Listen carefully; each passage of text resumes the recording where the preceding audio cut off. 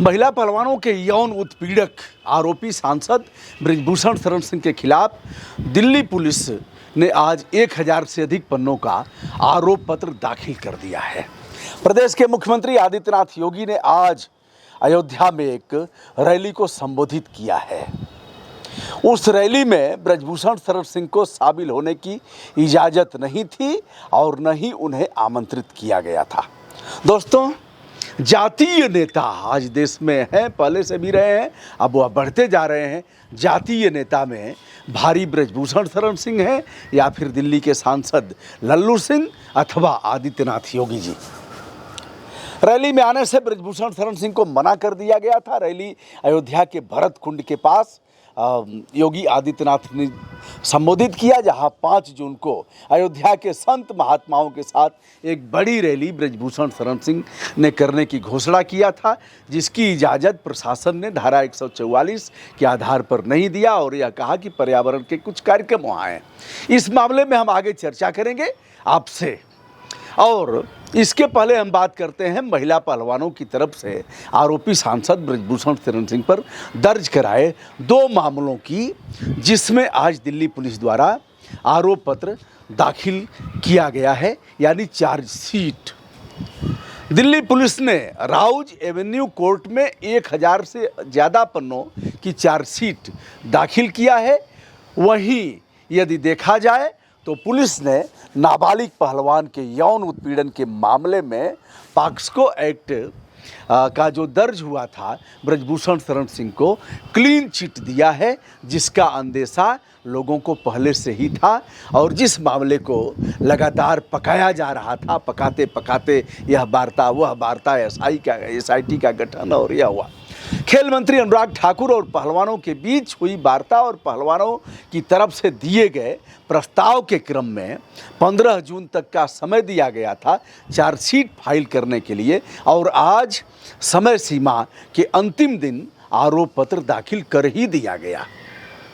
अब एक बात तो साफ हो गई है कि हाई कोर्ट, सुप्रीम कोर्ट, निचली अदालत के आदेश पर ही ऐसे आरोपियों के खिलाफ अपराध दर्ज होगा जब अदालत आदेश करेगी, और शासन का मिनिस्टर जब कहेगा तो आरोप पत्र पुलिस दाखिल करेगी। जैसा कि आपने देखा, सुप्रीम कोर्ट के आदेश पर अपराध दर्ज हुआ आरोपी के खिलाफ, और अनुराग ठाकुर के कहने पर पुलिस ने आरोप पत्र दाखिल किया है।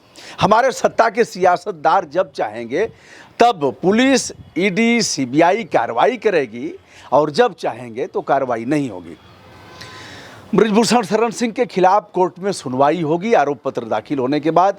जहां तक पॉक्सो एक्ट के तहत दर्ज मामले में नाबालिग पहलवान के मुकरने के बाद मामला अब उस प्रकार का गंभीर प्रकृति का नहीं रहा जिसमें कि आरोपी सांसद की गिरफ्तारी होती।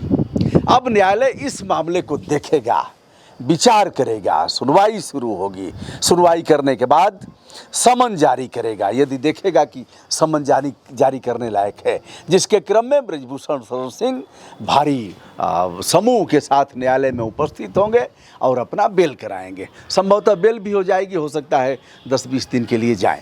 उधर अयोध्या के भरत कुंड पर आदित्यनाथ योगी, अयोध्या के सांसद लल्लू सिंह, स्थानीय विधायक गण आदि की उपस्थिति में केंद्र सरकार के 9 वर्षों की उपलब्धियों को बताया और भूरी भूरी प्रशंसा किया। लोग इस बात के लिए उत्सुक थे कि भले ही अयोध्या बृजभूषण शरण सिंह का संसदीय क्षेत्र नहीं है, किंतु उनका प्रभाव वहाँ के साधु संत, महंत और सजातीय लोगों में इतना व्यापक है कि उन्हें इसमें ज़रूर बुलाया जाएगा, रैली में उपस्थित रहेंगे।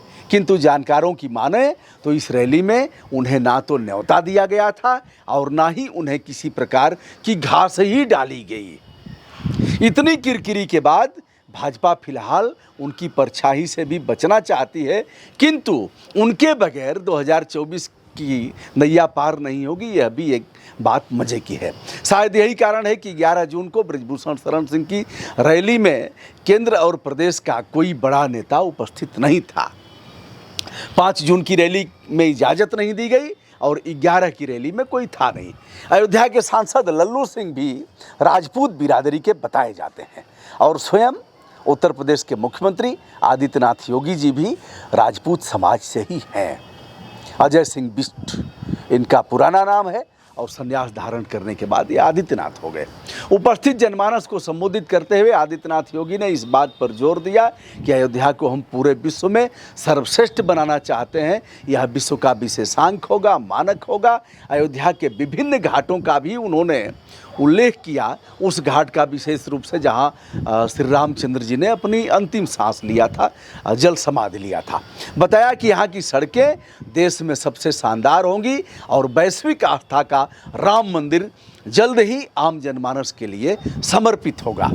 उन्होंने अयोध्या के भव्य रेलवे स्टेशन के साथ साथ एयरपोर्ट की भी बात किया और कहा कि इसे अंतर्राष्ट्रीय स्वरूप देने का काम चल रहा है, जहां कई प्लेन एक साथ उतरेंगी। सड़क परिवहन, रेलवे के साथ साथ हवाई मार्ग से भी यहाँ आना जाना अब लोगों के लिए आसान होगा। विश्व और देश के कोने कोने से लोग यहाँ सड़क परिवहन, रेलवे और हवाई मार्ग से आ सकेंगे। भाजपा संगठन के कुछ नेताओं का कहना है कि आज ठाकुर बिरादरी के सर्वमान्य नेता पूरे देश में योगी आदित्यनाथ हैं, ना कि ब्रजभूषण शरण सिंह जैसे लोग। ऐसे में हम उन्हें नज़रअंदाज कर किसी अन्य को इसके एवज में नेता बना सकते हैं। राजनीतिक जानकारों का यह भी कहना है कि ब्रजभूषण शरण सिंह का गुटुरगु समाजवादी पार्टी के साथ भी चल रहा है। यदि भाजपा ने उन्हें उपेक्षित किया, नज़रअंदाज किया, उन्हें पतली गली का रास्ता दिखाया, तो उनके लिए दरवाज़ा खुला हुआ है समाजवादी पार्टी का। जैसा कि कोई नया रास्ता उन्हें नहीं देखना है, यह रास्ता तो धरतीपुत्र के समय ही उन्होंने देख रखा है और वर्तमान में धरतीपुत्र मुलायम सिंह यादव के सुपुत्र, पूर्व मुख्यमंत्री और वर्तमान समाजवादी पार्टी के राष्ट्रीय अध्यक्ष अखिलेश यादव भी इस बात में, इस मामले में चुप्पी साधे हुए हैं। मौन, उनका मौन इस बात का संकेत देता है कि जब चाहो चच्चा, दरवाज़ा खुला हुआ है। यह दरवाज़ा आपके लिए बंद नहीं होगा। दोस्तों, यह रहा आज का पूरा मामला। मैं हूं ब्रजभूषण दुबे। विनम्र भाव से हमारा दिव्य नमस्कार।